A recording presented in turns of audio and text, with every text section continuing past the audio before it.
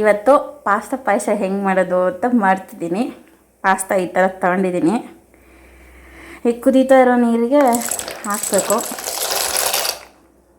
ಹಾಕ್ಬಿಟ್ಟು ಒಂದು ಸ್ವಲ್ಪ ಎಣ್ಣೆ ಹಾಕಬೇಕು. ಇನ್ನೊಂದು ಚೂರು ಹಾಕ್ತಾಯಿದ್ದೀನಿ ಎಣ್ಣೆ. ಅದು ಯಾಕೆ ಅಂತ ಹೇಳಿದ್ರೆ ಒಂದಕ್ಕೊಂದು ಅಂಟ್ಕೋಬಾರ್ದು ಅಂತೇಳಿ ಹಾಕ್ಬಿಟ್ಟು ತಿರುಗಿಸ್ಬೇಕು. ಒಂದಕ್ಕೊಂದು ಅಂಟ್ಕೊಳ್ಳಿಲ್ದಂಗೆ ಎಣ್ಣೆ ಹಾಕಿರ್ತೀವಲ್ಲ, ಒಂದಕ್ಕೊಂದು ಅಂಟ್ಕೋಬಾರ್ದು. ಆ ಥರ ತಿರುಗಿಸ್ತಾ ಹೋಗ್ಬೇಕು. ಒಂದು ಸ್ವಲ್ಪ ಫುಲ್ ನೀಟಾಗಿ ಮೆತ್ತಗೆ ತನ ಬಾಯ್ಲ್ ಆಗಬೇಕು. ಹೆಂಗಿದ್ರು ಕುದೀತಾ ಇರೋ ನೀರಿಗೆ ಹಾಕಿರೋದ್ರಿಂದ ನೀಟಾಗಿ ಬಾಯ್ಲ್ ಆಗುತ್ತೆ.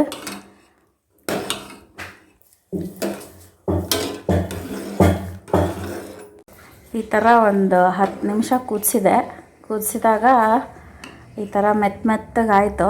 ಸೊ ಮೆತ್ತಗಾದಾಗ ಇದನ್ನು ಸ್ಟರ್ ಮಾಡ್ಕೋಬೇಕು. ಇದೀಗ ನೋಡಿರಿ, ಈ ಥರ ಹಿಂಗೆ ಸಾಫ್ಟಾಗಿ ಕಟ್ಟಾಗುತ್ತೆ. ಆ ಲೆವೆಲ್ವರೆಗೂ ಏನಂತ ಹೇಳಿದ್ರೆ ಬಾಯ್ಲ್ ಮಾಡ್ಕೋಬೇಕು. ಇವಾಗ ಪಾಯಸನ ಬಾಯ್ಲ್ ಮಾಡೋದಕ್ಕೆ ತುಪ್ಪ ಹಾಕ್ಕೊಂಡಿದ್ದೀನಿ. ಆಮೇಲೆ ಡ್ರೈ ಫ್ರೂಟ್ಸು, ಬಾದಾಮ್ ಬೇಕಾದರೆ ಗ್ರೈಂಡ್ ಮಾಡೋಂಗಿದ್ರೆ ಮಾಡ್ಬೋದು, ಇಲ್ಲ ಡೈರೆಕ್ಟು ಹಾಕ್ಬೋದು. ಬಟ್ ತಿಕ್ನೆಸ್ ಬೇಕು ಅಂತ ಹೇಳಿದ್ರೆ ಗ್ರೈಂಡ್ ಮಾಡಿಕೊಂಡ್ರೆ ಚೆನ್ನಾಗಿರುತ್ತೆ.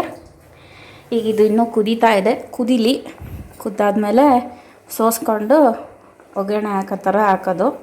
ಈ ಕಡೆ ಗ್ಯಾಸಲ್ಲಿ ತುಪ್ಪನ ಇದು ಮಾಡ್ಕೊಂಡು ಡ್ರೈ ಫ್ರೂಟ್ಸ್ ಹುರ್ಕೊಳಕ್ಕಂತೇಳಿ ಇದು ಮಾಡ್ತಿದ್ದೀನಿ.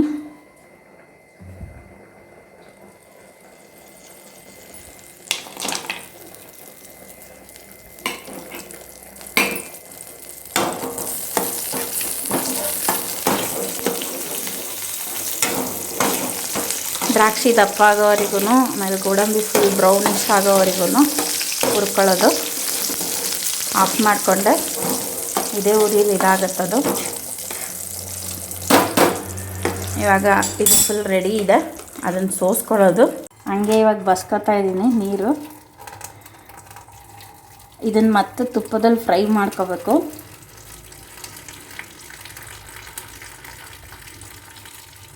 ಇವಾಗ ಇದು ಹಿಂಗೆ ಸೋಸ್ಕೊಂಡಿರೋದು, ನೀರೆಲ್ಲ ಬಸ್ಕೊಂಡಿರೋದನ್ನು ಈಗ ಇದಕ್ಕೆ ಹಾಕ್ತಾಯಿದ್ದೀನಿ. ಇದನ್ನು ಇನ್ನೊಂದ್ಸರಿ ಈಗ ಗ್ಯಾಸ್ ಹಚ್ಬಿಟ್ಟು ತುಪ್ಪದಲ್ಲಿ ಫ್ರೈ ಮಾಡ್ತೀನಿ.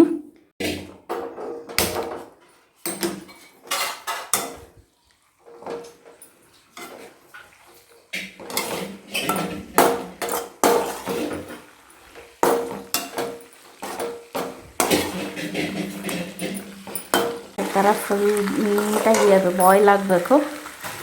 ಸ್ವಲ್ಪ ಲೈಟಾಗಿ ಫುಲ್ ಬೇಯಬೇಕು, ಅದು ಮೆತ್ತಗಿರೋದೆಲ್ಲದು. ಈಗ ಇದಕ್ಕೆ 1 ಕಪ್ ಶುಗರ್ ತೊಗೊಂಡಿದ್ದೀನಿ. 1 ಕಪ್ ಶುಗರ್ನ ಹಾಕ್ಬಿಟ್ಟು ಹಾಲು ಹಾಕಿ,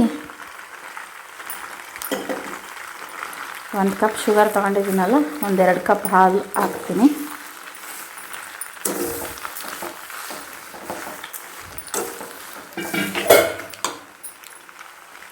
ಹಾಲು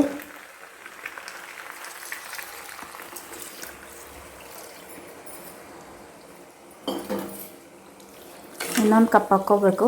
ಅದು ನಾವು ಸಕ್ಕರೆ 1 ಕಪ್ ಹಾಕಿದ್ದೀವಿ ಅಂದರೆ ಹಾಲು 2 ಕಪ್ ಹಾಕಿದರೆ ನೀಟಾಗಿ ತಿಕ್ನೆಸ್ಸಾಗಿ ಬರುತ್ತೆ. ಆಮೇಲೆ ನೀಟಾಗಿ ಫುಲ್ ಹಾಲು ಅನಿಸುತ್ತೆ. ಪೌಡ್ರನ್ನ ಗ್ರೈಂಡ್ ಮಾಡ್ಕೊಂಡಿದ್ದೀನಿ. ಈ ಥರ ತರಿಯಾಗೇ ಇರಬೇಕದು.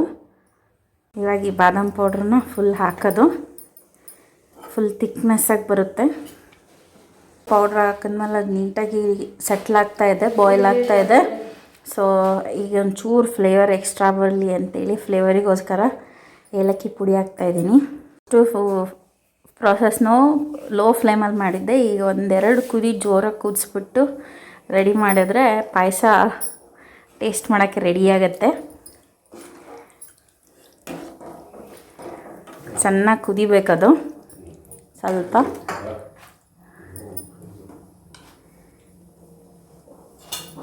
ಬಾಯ್ಲ್ ಆಗುತ್ತೆ. ಈಗ ಸ್ಟಾರ್ಟೆಡ್ ಟು ಬಾಯ್ಲ್. ಸೊ ಇನ್ನೊಂದು ಕುದಿ ಬಂದ ತಕ್ಷಣ ಆಫ್ ಮಾಡಿಬಿಟ್ರೆ the yummy pasta payasa is ready for serve. Yummy pasta paisa is ready. Yes, let's get it settled. Afterwards, we'll eat.